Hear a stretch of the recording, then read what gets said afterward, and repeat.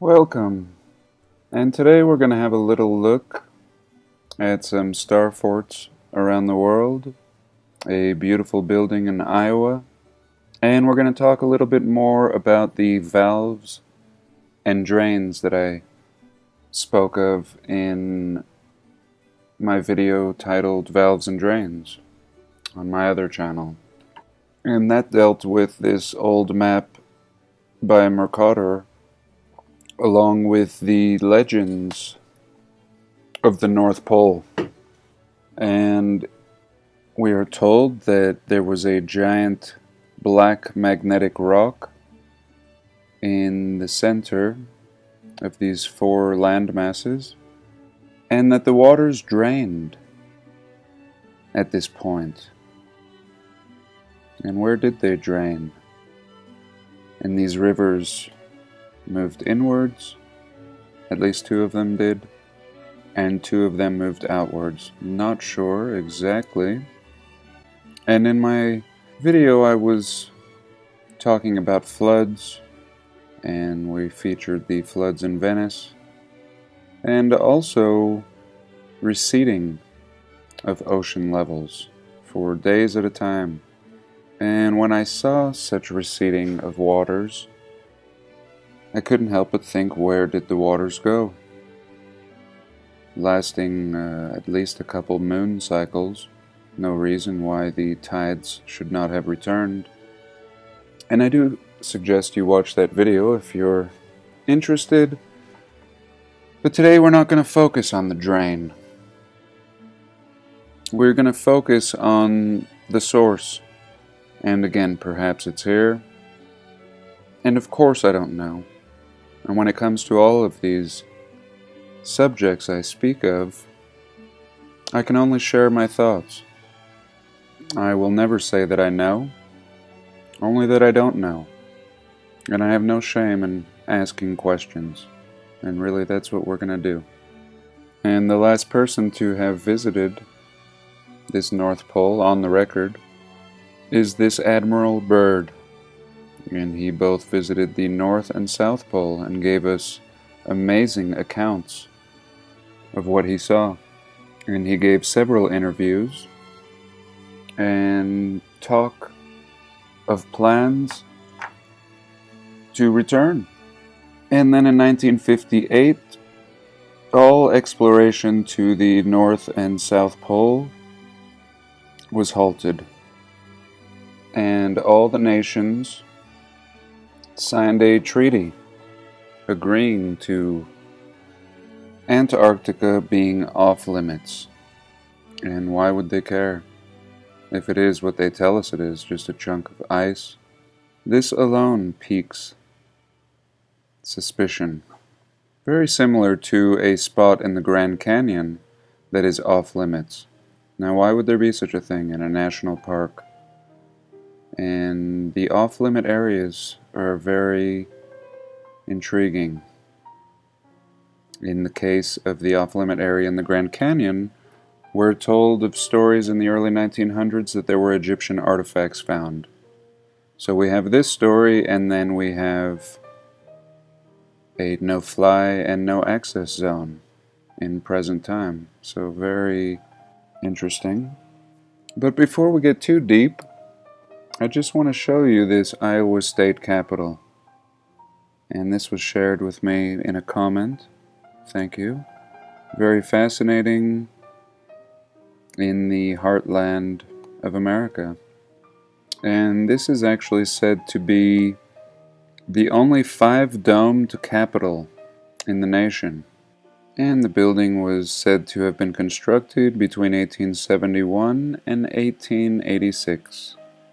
And in 1904 there was a fire, and finally in 1965 the dome was re-gilded, and in 1983 they began restorations in a 9-phase sequence. Phase 9 began in the spring of '98, and the whole project was completed in 2001 at a cost of $41 million. So just the restoration of this building, 1983 to 2001, taking much longer to restore than to even build. But nevertheless, an incredible building. And I'm really amazed that this is the first time that I'm seeing this. And I'm really not in the mood to tear apart the narrative. I only wanted to share and appreciate it, seeming to have very short windows on the bottom, and some of the most remarkable domes to be found anywhere. I would like to get a closer look at this Antiquitech up here, just pretty remarkable. And here we have a little better look. Just beautiful. And very over the top. And clearly architecture with purpose. Absolutely beautiful in Des Moines, Iowa. Built with horse, wagon, and no cranes. So here I wanted to just show this catalog of star forts that Colm Gibney has made. And this is available on his website. I'll leave the link. And thank you, Colm. Excellent work.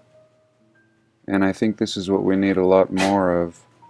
Similar catalogs put together that can be imported into Google Earth on all these subjects that we talk about.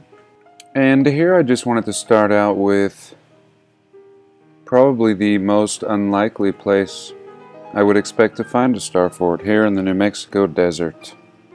And let's just have a little look at it real quick. And there we go. And you can see down here the coordinates if you'd like to check it out yourself. And really amazing. I mean, this one is in poor condition, very poor condition. And what seems like a buried structure. I mean, very clearly a buried structure, a star fort as found everywhere, along water, always seeming to be near water. And really amazing that this thing would not completely just be covered up, that we're even seeing a bit of it. And I'm sure these were everywhere, as they are, and varying levels of exposure. Let's just have a little peek at one here in Illinois, Metropolis, Illinois. And this one is right on a river. And let's just see. So here it looks like we have a twin pair of star forts. And again, I mean, these things seem to come from a much older time. And here we can see they've built some junky little buildings on top of them. And really amazing. And what is the purpose of these star forts? And again, when I made that last video, Valves and Drains, on my other channel, it really got me to consider that these star forts may be serving a greater purpose and may actually be perhaps some kinds of valves for allowing the flow of water. And what we can see here in San Francisco, on the other side of the Golden Gate Bridge, we see a marker for a star fort, and let's have a little look. And not seeming like your average star fort, but yet exhibiting these same types of features. And is this thing just completely buried? Now they tell us that this is the bunker, above the bunker at the Golden Gate Bridge. So even according to the story, this is a bunker or a fort. And really, even in this particular instance, looking like some kind of a drainage or a spillway. And what caught my attention with this one was these ports, or plugs. And perhaps these are like a pressure valve. And I've noticed these on many, many star forts, that they'll usually have one or two of these. And you can see a couple of them right here. And here just across the bay at the spot, we have another marker for a fort across the bridge. And here again we can see these same types of holes on the top, or plugs. And just to give you a little idea of actually how massive this old fort is, there we go. Just a beauty. And these little slit windows under the bridge. And here in Fort Jackson, Louisiana, and we can see the plug here in the center. And Pensacola Beach, Florida, on this artificial sandbar. And this one is in pretty rough shape, almost unrecognizable.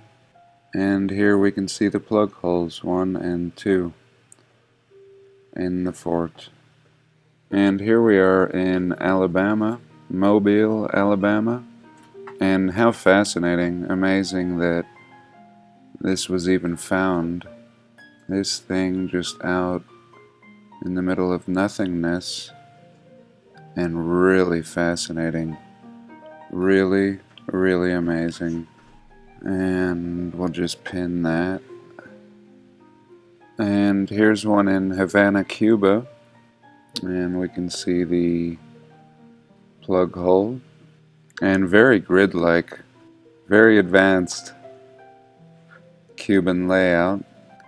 And another fort, a little bit less star seeming, but also very technological, in ruins. And a bunch over here, real beautiful and completely artificially built out into the water. Another one right here. This is just fascinating, and this might be one of the advantages to Cuba having political differences with the rest of the gang. And look at this, I mean, the preservation that we're seeing here. And we may be seeing a few different eras here, but this amazing tower, very well preserved. And this is really amazing. I mean, here they've made this, you know, super highway here, the Via Monumental. And yeah, this super highway, and watch where it goes. It goes right through and underneath the water, and probably connects over here somewhere, but I'm not seeing it, but it's pretty safe to say that it does. So just amazing. This is a fascinating area here, and way too advanced for Cuba. Way, way, way too advanced. And perhaps this is the reason for the political differences. Perhaps it's all staged just to keep people out of Cuba. And recently I think they did just barely open to, I'm not sure if to tourism or just importing certain goods, but pretty mind-blowing. And it would be nice to get some boots on the ground here. What is going on? I mean, here I was talking about some kind of valves and drains and portholes, and this may just be the mother of ports, and, you know, being repurposed into a highway, just a convenient tunnel. And let's see what we have over here, not far. Another mine blower in great shape and not buried. Probably seeing more exposure than we do in many of them, and just a lot of fascinating remains, things that would have long been turned into parks, and of course they probably are called parks. even here in Cuba. And this may be the exit to that tunnel, as we see people coming in and out here. Just fascinating, and really seeming like another purpose, part of the machine. And just to give you another little idea, let's go to the Vatican Cathedral. And here in Vatican City, of course, we have St. Mark's Basilica, and right here, just to the east of it, on the river, a beautiful star fort. The fort itself actually remaining, where in many instances, like what we were just looking at in the New Mexico desert, we were just simply seeing the imprint. Very little left. And this may seem insignificant to you. I mean, most people are going to be visiting the St. Mark's Cathedral here, which already is anomalous in its own right. Just looking as machine-like as could be. Clearly there were 4 domes around this central one, and they've removed 2 of them. But this star fort, just to the east, just absolutely fascinating and underrated. And I think what we're seeing here is much more of what may have belonged to many of these star forts. And let's just have a little peek here. Let's just drop the little man on the road. And there you go. So here's what we're dealing with.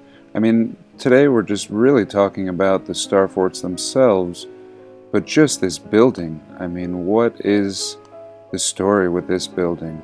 Just incredible.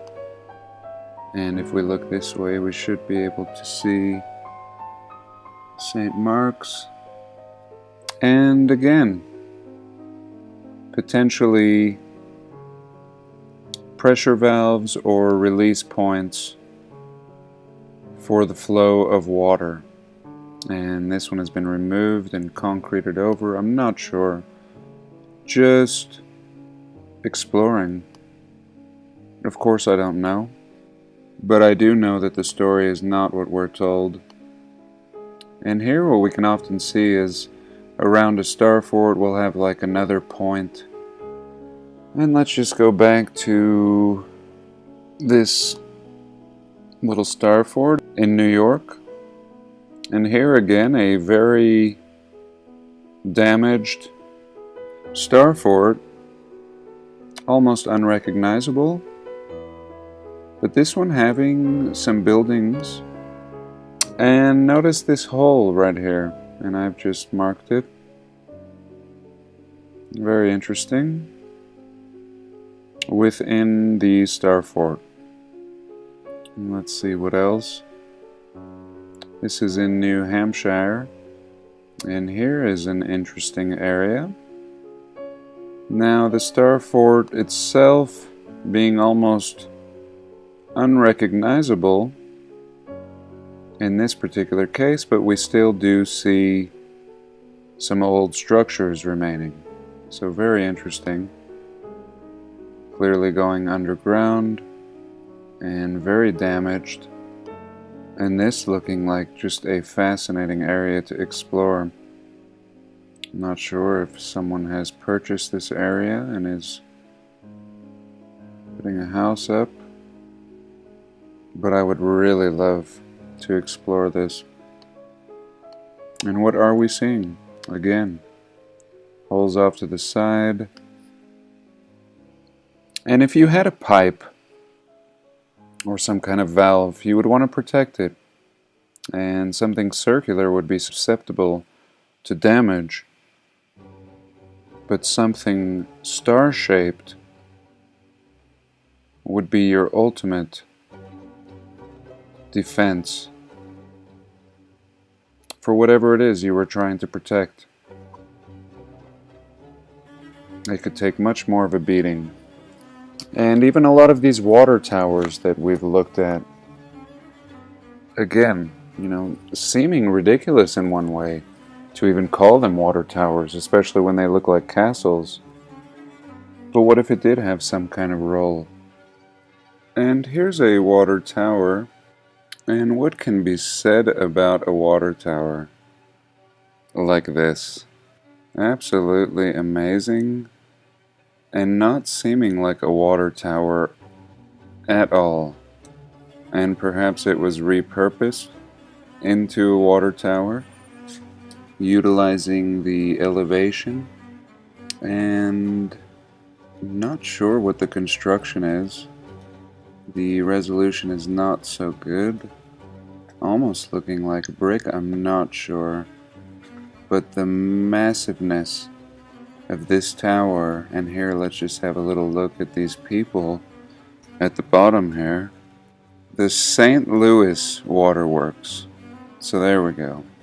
St. Louis thought building a massive Greek-style column would be the best way to move water around in this time period, in this very muddy street time period. Really a fascinating picture. This is the first time I've seen it. And, you know, if you're going to build some water tower like this, surely you could put some pavement of some sort on the ground, and really everything just looking much older. And look at this tech up here. Really interesting. Not seeming like any kind of tech that I've seen. And these little slit windows, very similar to the towers of Bologna, where we have very small slit windows, this being a more modern version. And here again, the little tech light. So perhaps that's it. These were lights. I don't know. It looks a little bit different, but also very similar. And just astonishing. And let's just imagine. Now here they're telling us, of course, the column being a support. But if that was the case, and this was not originally just a water tower, but rather the support for a building, then how massive would the building have been? What if this was the last standing column to this building? And just really amazing. So I think that's it for today. I'll leave the link below to this website, Colm Gibney's website, and check out his YouTube channel as well. I originally made a 30-minute video and it didn't save, so I'm going to just try to keep this second segment short. But I do thank you so much for joining me today, and do have a blessed day. Please like, comment. I just have to show you this one too real quick. I mean, this thing is just mind-blowing. Talk about not only building the island, but then building a small star fort within a bay on an artificial island. Just mind-blowing. And subscribe.